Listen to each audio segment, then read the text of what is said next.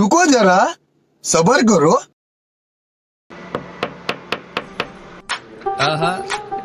কি চাই? কি কিউট বাচ্চা, তোমার মা কোথায়?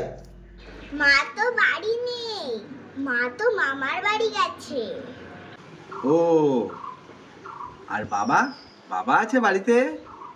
বাবা তো বাড়ি নেই গো, বাবা তো পিসির বাড়ি গেছে। বাবাও বাড়িতে নেই? ও, তাহলে বাড়িতে বড় কে আছে? বাড়িতে বাড়িতে আমার দাদা আছে।